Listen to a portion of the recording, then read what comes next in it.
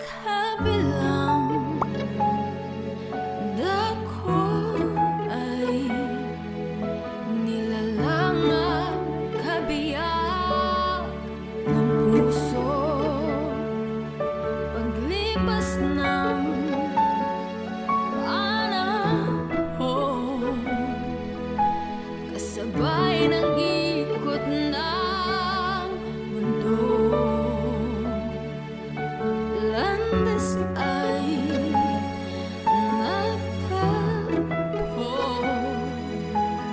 pag-iibigan ay nabuo, ligaya't saya, lungkot at pag-iyak, nagpatibay sa love story nating dalawa.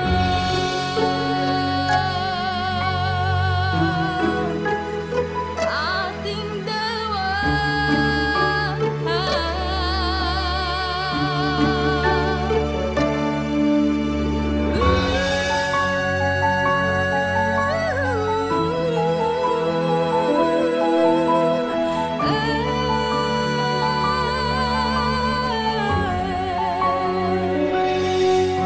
Ikaw at ako, tadhana'y pinagtagpo. Dear Papa Van, ako si Farah.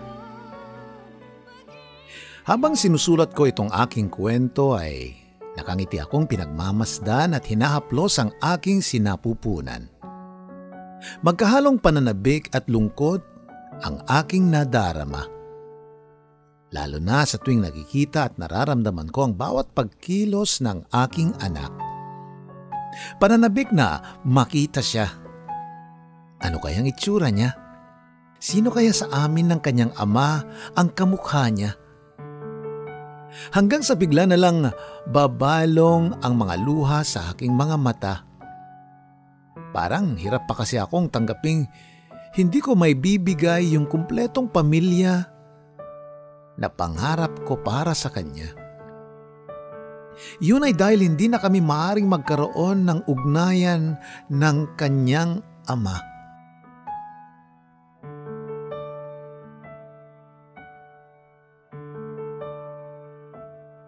Hindi ako pinalad magkaroon ng buong pamilya, Papa Van.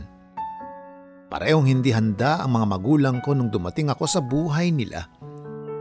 Naging duwag ang aking ama, kaya nauwi rin sa hiwalayan ang pagsasama nila. Kahit na ganun ay maayos naman akong pinalaki ng aking ina. Naging katuwang niya si Lolo Berting.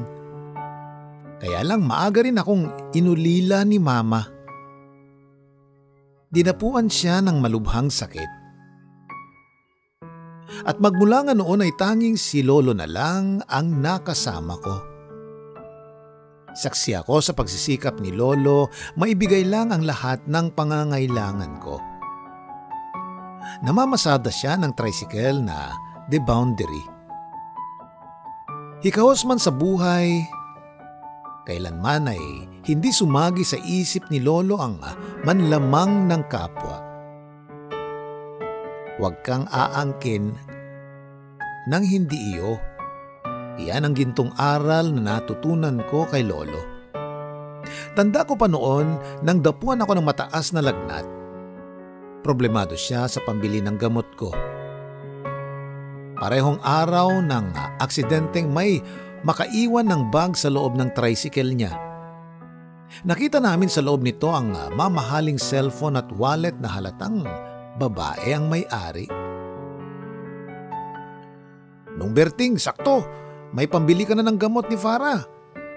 Ibenta mo lang yung cellphone tapos paghatian na natin yung 2,000 laman ng wallet. Dinig kong sulsol ng kapwa niya driver. Pero nanindigan si Lolo na ibalik pa rin ito. Malakas daw ang loob niyang sa babaeng binaba niya sa San Gabriel ang may-ari ng bag. Panigurado raw na problema na yon kakahanap. Kaya kahit 9:00 na ng gabi ay pinuntahan pa rin namin yung may-ari. Siya si Ma'am Lovely. Halos maluha siya sa tuwa nang muli silang magkita ni Lolo. Hindi siya makapaniwala na may mabubuti pa palang tricycle driver dito sa Tugigaraw. Saad naman ni Lolo, kahit siguro asin na lang ang ulam namin ay hindi niya magagawang kunin ang hindi kanya. Magbibigay sana si Ma'am ng pera bilang reward pero tinanggihan na ito ni Lolo. Wala raw anyang katumbas na halaga ang pinamalas nitong katapatan. Sapat na raw sa kanyang nakatulong siya. Nang lapitan ako ni Ma'am Lovely ay napunan nitong nilalagnat ako. Hindi namin akalaing doktora pala siya. Agad siyang nagbigay ng gamot para sa kondisyon ko at mga vitamins para na rin kay Lolo. Kahit man lang daw doon ay makabawi siya. Pauwi na kami nang mapansin kong nakangiti pa rin si Lolo sa kanyang pagmamaneho. Natutuwa raw siya kasi nagkaroon kaagad ng sukli ang ginawa niya. Kita mo, Apo, laging may balik na kabutihan ang pagmamagandang loob sa kapwa. Kaya pag alam mong hindi sa'yo, ibalik mo. Kapag alam mong makakasakit lang sa iba, huwag mo nang gawin pa, anya. Yan naman ang dahilan kung bakit bilib na bilib ako kay Lolo Papa Van. Wala man siyang may pagmamalaking ari-arian. Mayaman naman siya sa kaibigan dahil sa pagkakaroon niya ng busilak na puso.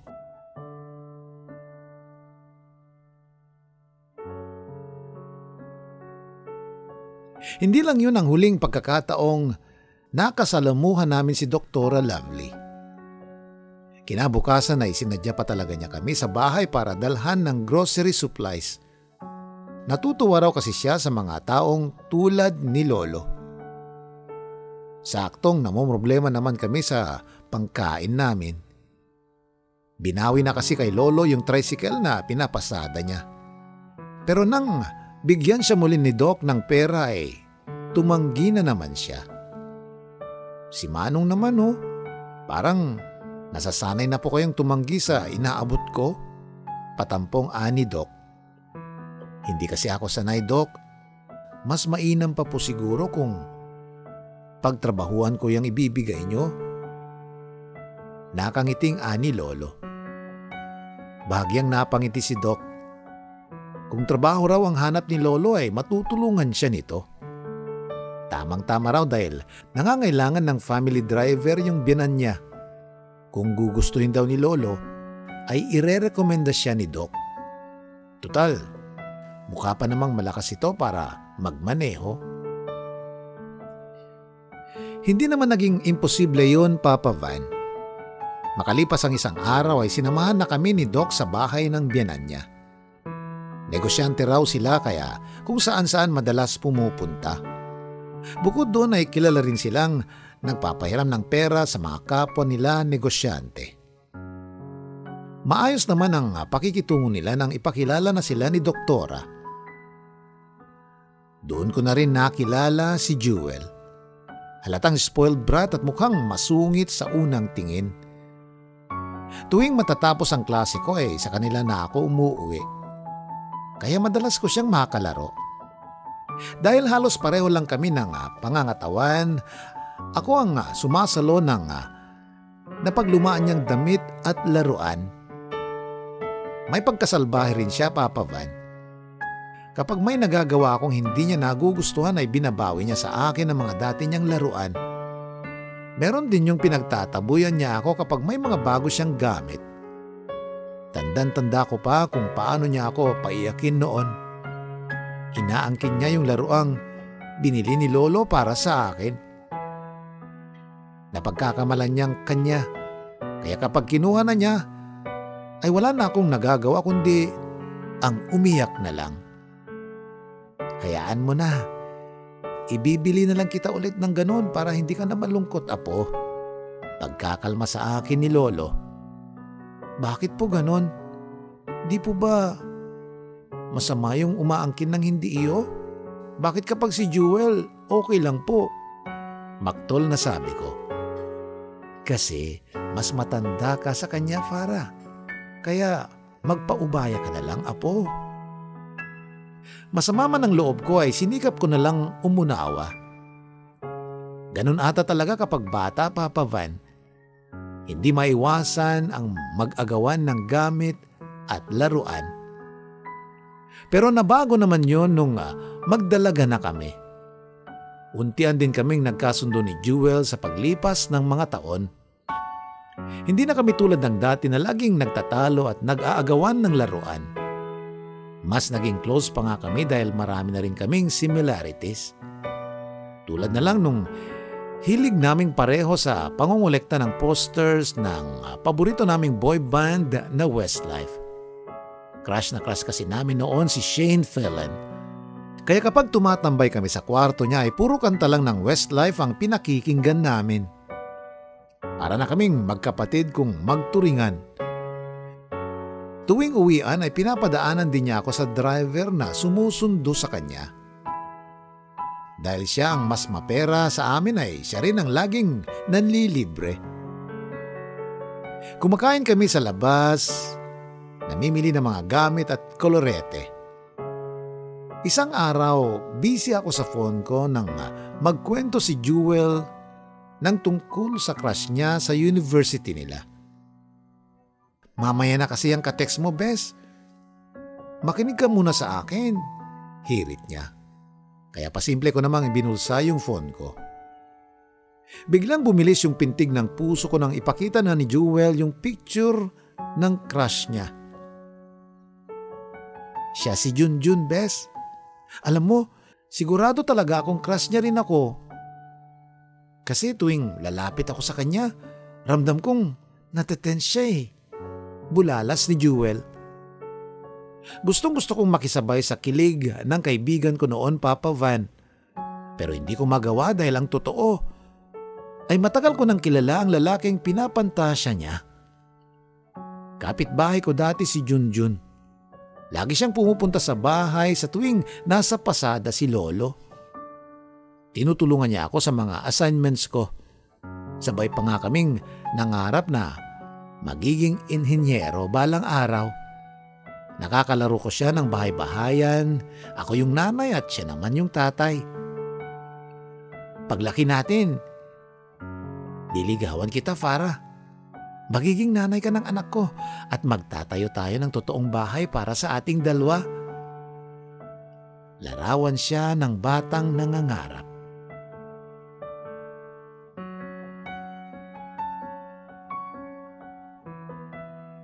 Wala ba akong alam sa love noon, Papa Van, kaya wala pa sa akin ang mga sinasabi niya.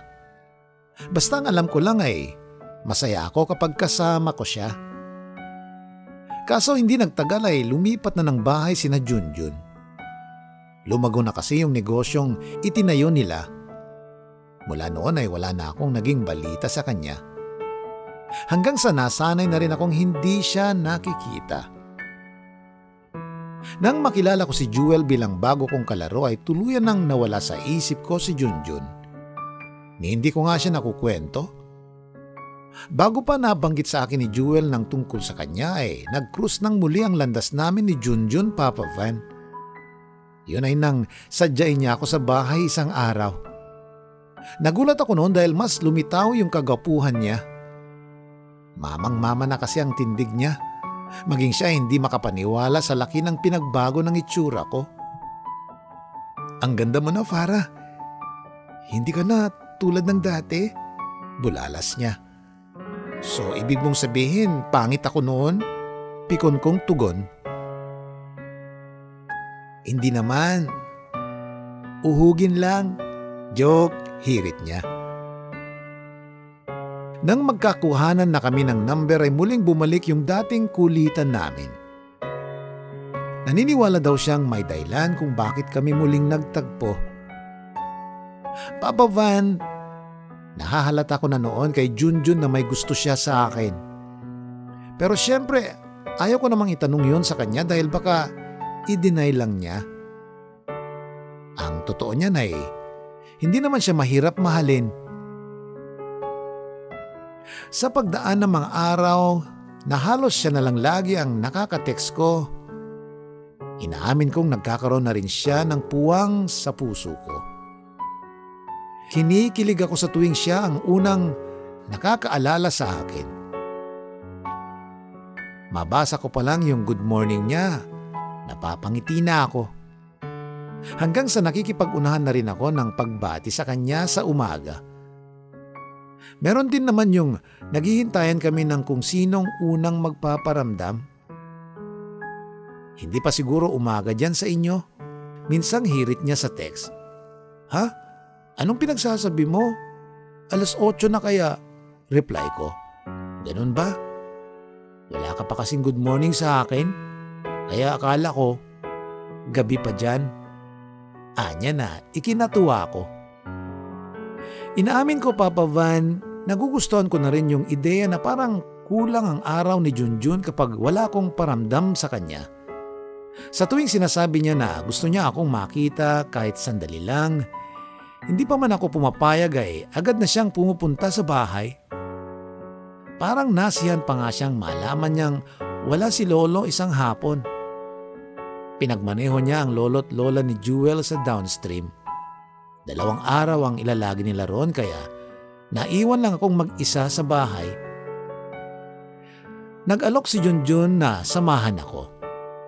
Tamang-tama rin daw kasi na nasa Maynila ang parents niya. May dala siyang pagkain para sa amin.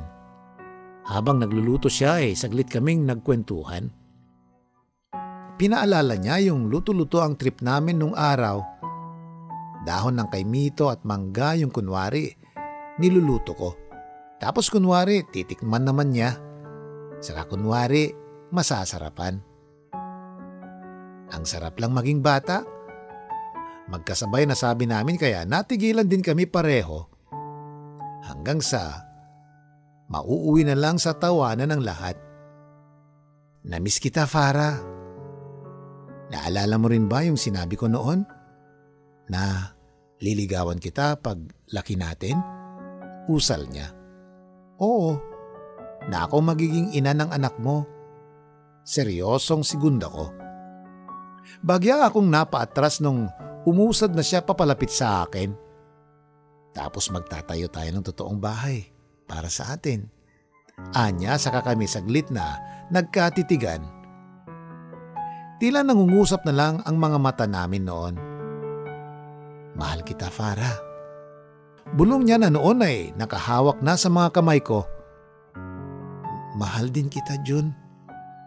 Tugon ko na nakatitig pa rin sa kanya. Maya-maya pa'y marahan na niyang inilapat ang labi niya sa mga labi ko. Hindi ko na nagawang tumanggi pa. Parang may kung ano sa akin na tila sumasang-ayon sa kanya. Hanggang sa namamalayan ko na lang ang sarili kong nasasabik sa mga susunod na ikikilos niya. Nanatili akong kalmado kahit na nung tinatanggal na niya yung butones ng suot kong blouse. Hanggang sa namamalayan ko na lang ang sarili kong sa init na dulot niya sa aking katawan. Inaamin ko, Papa Van, masakit. Pero kakaiba ang kaligayahang idinudulot nito sa akin.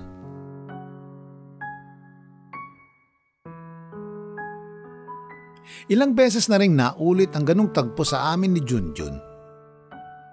Tipo kasi niya yung ang hirap tanggihan kapag naglalambing na. Lalo na kapag pasimple niyang idinidikit sa tenga ko yung labi niya. Kapag ganun ay kusa na lang akong bumibigay sa init na inaalok niya. Masaya naman ang naging relasyon namin ni Junjun. Hindi nga lang ako nagkukwento kay Jewel noon dahil baka ibisto niya ako kay Lolo. Yun ang dahilan kung bakit tila bigla na lang huminto ang mundo ko nang malaman kong crush pala ni Jewel ang lalaking mahal ko. Sa katunayan niyan, Papa Van, si Junjun yung kateks ko nung araw na nagkukwento si Jewel ng tungkol sa crush niya.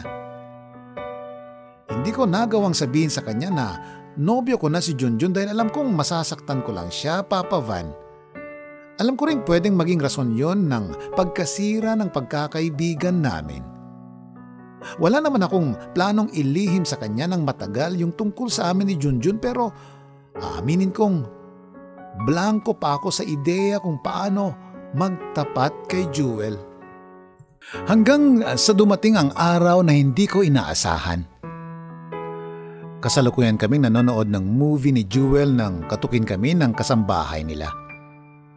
Meron daw akong bisita na naghihintay sa labas ng gate. Wala naman akong inaasahan noon kaya nagtaka na ako. Sinamahan pa nga ako ni Jewel na kitain yung bisita. Parang may kung anong tumusok sa dibdib ko, Papa Van, nang matanaw ko mula sa veranda si Junjun.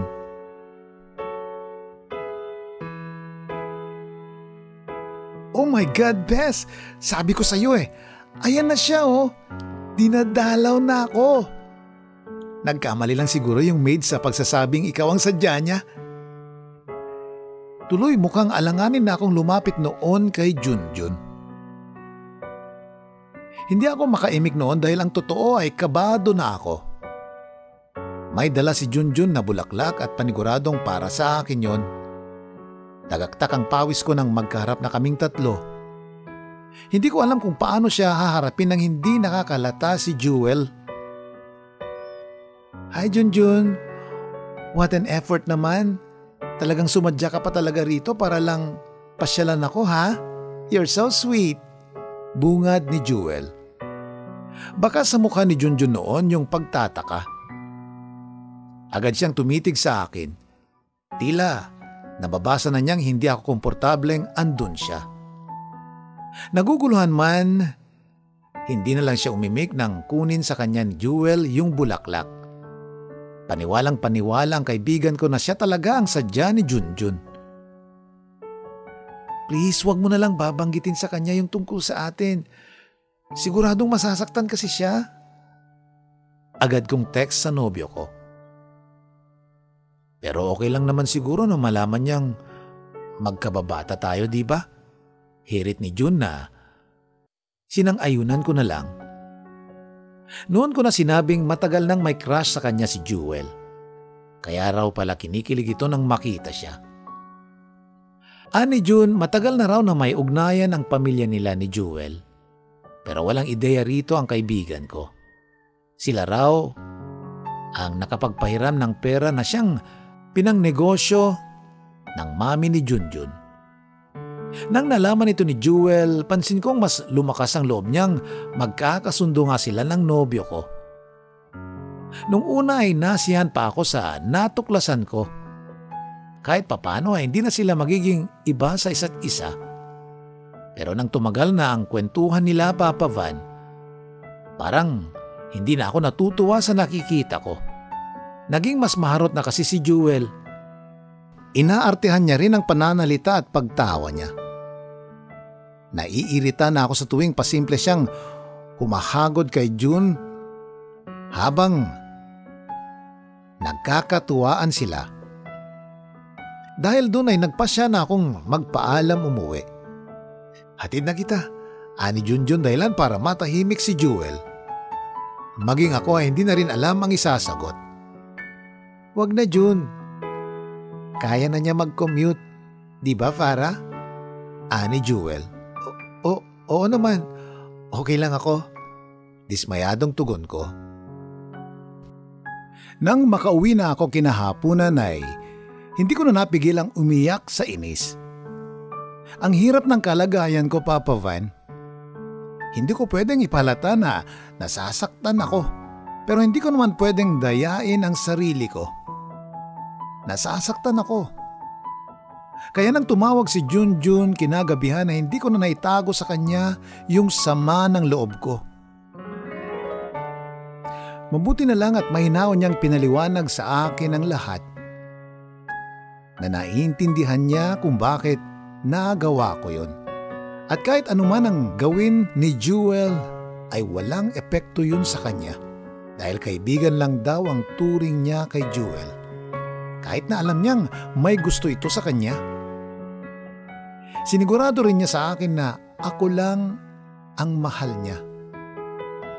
Kaya labag man sa loob ko ay nagsawalang kibo na lang ako, Papa Van. Kahit na nga, medyo namumuro na si Jewel. Meron yung gusto sana naming magkita ni June kaya lang, ang laging panira si Jewel. Nauna raw siyang nakapag-oo sa invitation ng kaibigan kong mag-coffee date. Coffee date? Wow! As if you're lovers, ha? Iritang text ko. Come on, mahal. Ganito na lang. Ano kaya kung sumunod ka na lang dito? Aya niya. Para ano? Para patayin niyo lang ako sa selos? Wag na. Maktol na reply ko. Ang tanging gusto ko lang naman, Papa Van, ay ang iparamdam sa akin ni Junjun na ako ang mas mahalaga sa kanya. Na kaya niyang ikansela ang lakad nila ni Jewel dahil ako ang girlfriend niya. Pero hindi ganun ang nakikita ko kaya mas nasasaktan ako. Sa nangyayari, Papa Van, ay para bang mas priority na si Jewel kesa sa akin. Kumukulo rin ang dugo ko sa tuwing nakikita ko mga posts ni Jewel na nakapulupot kasi ang mga bisig niya sa boyfriend ko na para bang sila na.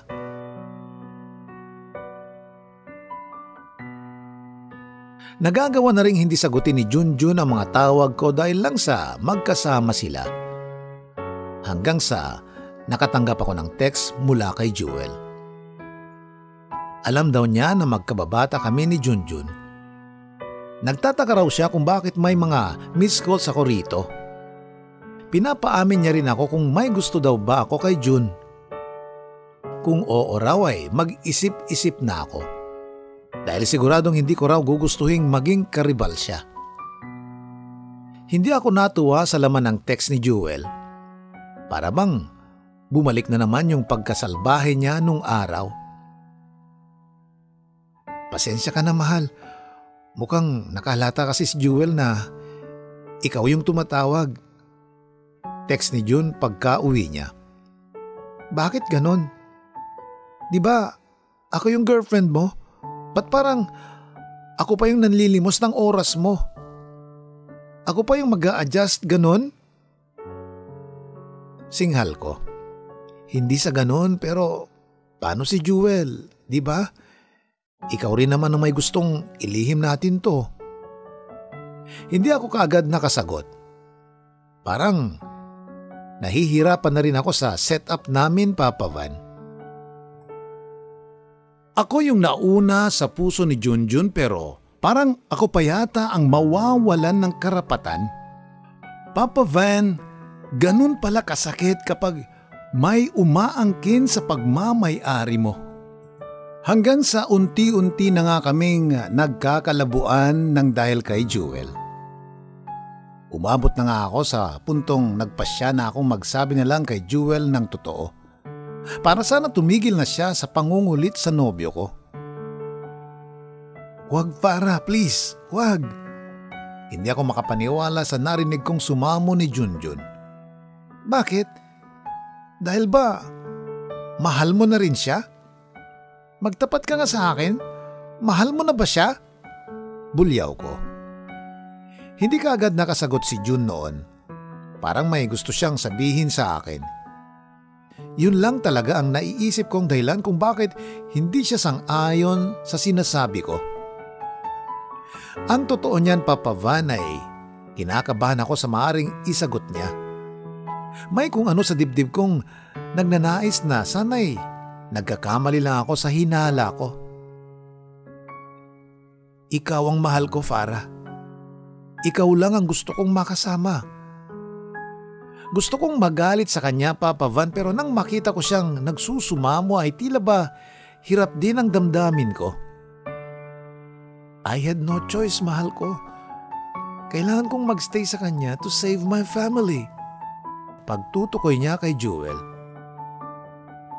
Hiniling kong bigyan ako ng matinding dahilan para maunawaan siya. Noon na siya nagsabing mami niya pala ang may kahilingan na makipagmabutihan kay Jewel. Baka makatulong daw yon sakaling gipitin sila ng pamilya nito sa utang nila. Lalo na't palugi na ang negosyong itinayo ng kanyang ina. Sa huling pagkikita namin ni Junjun Papa Van ay may nangyari na naman sa amin. Masyado kaming nasabik sa bisig ng bawat isa. Nakakaranas man kami ng matinding pagsubok, naging tanda naman ng matibay na pagmamahalan yung pagniniig namin. Kapag nakapagtapos na raw siya ay pagsisikapan nitong bayaran ang utang ng pamilya niya sa pamilya ni Jewel. Nangako kami sa isa't isa na anuman ang mangyari, ay kami pa rin ang mananatiling magkasama sa dulo. Pinanghawakan ko ang pangakong yun ni Junjun sa akin, Papa Van. Umasa akong may magandang kahinatnan ang paghihintay ko sa kanyang makalaya sa pagkakautang nila.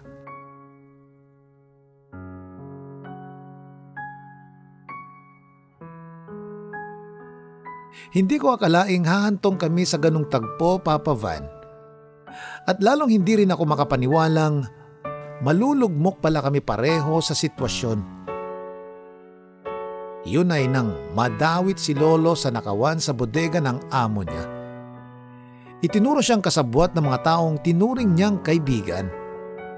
Malaking salapi ang nawala kaya desidido nang magsampa ng kaso yung lolo ni Jewel sa kanila. Kahit anong paliwanag ni Lolo na wala siyang kinalaman sa nangyaring nakawan, hindi pa rin umubra yun para mapawalang sala siya. At dahil sa nagkaroon ng komosyon sa presinto, biglang nanikip ang dibdib ni Lolo dahilan para itakbo namin siya sa ospital. Awang-awa ko noon sa kanya, Papa Van. Hindi niya deserve ang makulong. Sa edad niyang 53, kailanman hindi siya nanlamang sa kapwa niya. Nang lapitan ko si Doktora Lovely para humingi ng tulong, ay wala rin siyang nagawa. Hindi ba't kaibigan mo si Jewel, Iha? Bakit hindi ka sa kanya humingi ng tulong? Lolo's girl yun. Paniguradong matutulungan ka niya. Ani, Dok. Ang totoo ay alanganin akong sundin siya. Mula kasi nung maging malapit na sila ni June ay hindi na kami nagkikita pa ni Jewel. Pero para kay Lolo, Papa Van ay sumubok pa rin ako. Nilunok ko lahat ng hiya ko. Alam ko kasing sa kulungan pa rin ang diretsyo ni Lolo kapag gumaling na siya. Nang puntahan ko ang kaibigan ko ay tila nag-iba na ang trato niya sa akin. Oh, naparito ka. Anong sadya mo? Anya na halatang hindi niya ako gustong makita. Noon ko na sinabi ang pakiusap ko, Papa Van, na sana tulungan niya akong mapawalang sala si Lolo sa pinaparatang sa kanya. Naging sarkastika pa nga ang tugon sa akin ni Jewel. Nakakatuwa raw isiping marunong pala akong lumugar. Sige, pumapayag ako, Farah. Pakikiusapan ko si Lolo Dad na wag nang idawit ang lolo mo. Magpapasalamat pa lang sana ako nang muli siyang nagsalita. Sa isang kondisyon. Titigilan mo na si Junjun. Hindi ako natutuwa na parang nilalandi mo pa siya, Farah. Hindi na lang ako umimik noon, Papa Van, kahit na gustong gusto ko na ring patulan siya. Tama nga si Doktora Lovely, Papa Van. Si Jewel lang pala talagang makakatulong sa akin. Ginawang dahilan ni Jewel ang pagkakaibigan namin para pakinggan siya ng lolo dad niya. Dahil dun ay naklaro na rin ang pangalan ni Lolo. Masaya akong binalita yun sa kanya nang magising siya. Ikinatuwa pa nga niya nang malaman nitong si Jewel ang tumulong sa amin. Noon pa man daw ay nakikitaan na niya ng kabutihan ang kaibigan ko. Kung alam lang siguro ni Lolong naging usapan namin ni Jewel. Ganun pa man ay pinili ko na lang wag sabihin sa kanya ang totoo. Ang mahalaga ay masaya na kami muling magkasama ni Lolo. Dahil sa nangyari ay hindi na siya bumalik sa pagiging family driver. Mainam na rin yun para makapagpahinga na muna siya sa bahay. Sasamantalahin ko na rin pagkakataon yon para bumawi sa kanya. Ako naman ang magtatrabaho para sa amin. Dahil gusto ko na talaga ng tahimik na buhay, nagpasya akong makipagkalas na lang kay Junjun. Ipinaliwanag kong yun lang ang tanging paraan para makapagsimula na kami pareho ng panibagong buhay. Hindi ko sinabi sa kanya ang naging kasunduan namin ni Jewel dahil ayaw ko nang humaba pa ang kwento. Hindi siya pumayag nung una, pero wala na rin siyang nagawa para mabago ang aking pasya. Sinikap ko siyang iwasan, Papa Van.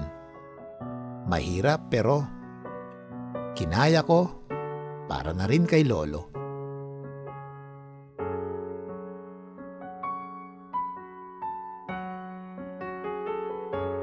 Siguro nga hindi talaga kami ang nakatadhana sa isa't isa ni Junjun kaya nangyari yun. Hanggang sa unti-unti ko na rin siyang nakakalimutan, Papa Van. Itinuon ko ang panahon ko sa paghahanap ng trabaho. Masaya akong nakakapagsimula na kami ng panibagong buhay ng lolo ko. Ilang beses na nga niya akong tinatanong kung kailan daw ba ako mag-aasawa. Dahil wala pa akong napupusuhan sa mga nagpaparandam ay dinededma ko na muna ang hirit niya. Hindi nagtagal ay nabalitaan kong nagpakasal na sina Junjun at Jewel. Nang makita kong mga posted pictures nila ay inaamin kong nasaktan ako. Ganun ata talaga kapag sobra mong minahal yung isang tao. Wala naman akong kamalay-malay, Papa Van, na hindi pa pala tapos ang kwento namin ni Junjun. Abala ako noon sa aking opisina nang makatanggap ako ng text mula sa kanya. Nangungumusta. Sinubukan daw niya akong pasyalan sa bahay namin kaya lang nabigo siyang makita ako. Yun ay dahil naka-official business ako sa ibang lugar nang dumaan siya. Bakit bigla kang nakaalala? Lagot ka kapag nahuli ka ni Jewel. Reply ko, wala lang. Namiss lang kita. Sobra. Maiksi lang yung text na yun, Papa Van, pero malaki ang naging epekto sa akin. Hindi ako maaring magkamali. May puwang pa rin sa puso ko si Junjun. Kaya nang ayain niya akong magkita sa isang hotel, ay hindi ko magawang tumanggi. Kahit na nga alam ko na ang maaring mangyari sa muli naming pagkikita. Hindi nga ako nagkamali, Papa Van. Dahil hindi na namin napigilan ang bugso ng aming damdamin. Alam kong kasalanan ang ginawa namin, Papa Van. Pero anong magagawa ko kung si Junjun pa rin ang tinitibok ng puso ko? Batid kong sabik na sabik din siya sa akin. Sinulit namin ang bawat nakaw na sandali. Napuno ng init ng pagmamahalan ang loob ng malamig na silid na yon. Saglit naming kinalimutan ang lahat.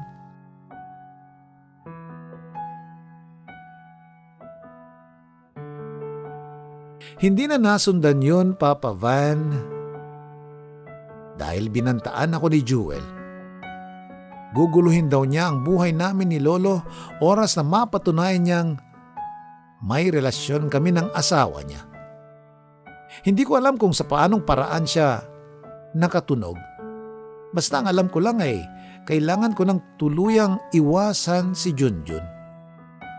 Pumayag akong ma-assign sa ibang lugar. Isinama ko si Lolo sa kagustuhan kong maproteksyonan siya. Mula noon, Papa Van, ay hindi na ako muling nagkaroon ng ugnayan sa lalaking minamahal ko. Kahit na nung natuklasan kong nagbunga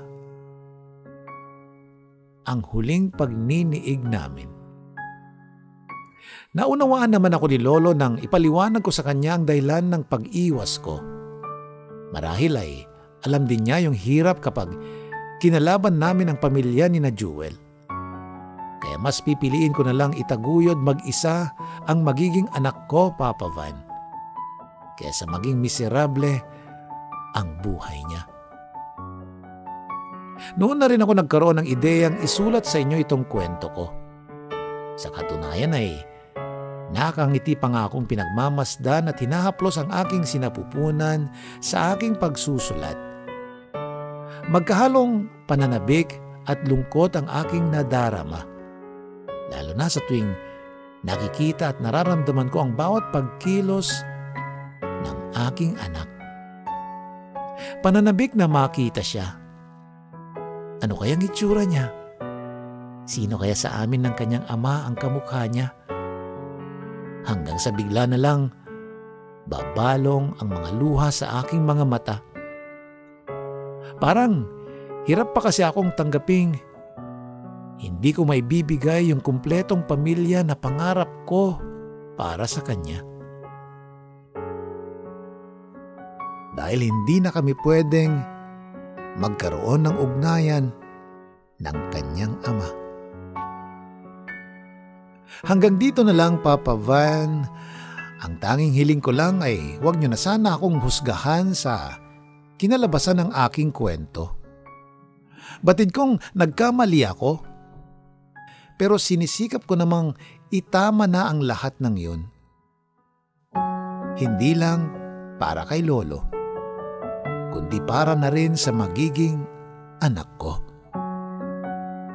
Muli, Papa Van, maraming salamat. Lubos na gumagalang, Farah. Minsan lang sa mundo isinilang ang isa ako sa kabilang dako ay nilalang at kabiyak ng puso. Paglipas ng panahon, kasabay ng ikot ng mundo, landas ay natagpo, pag-iibigan ay nabuo. Ligaya at saya, lungkot at pag-iyak, nagpatibay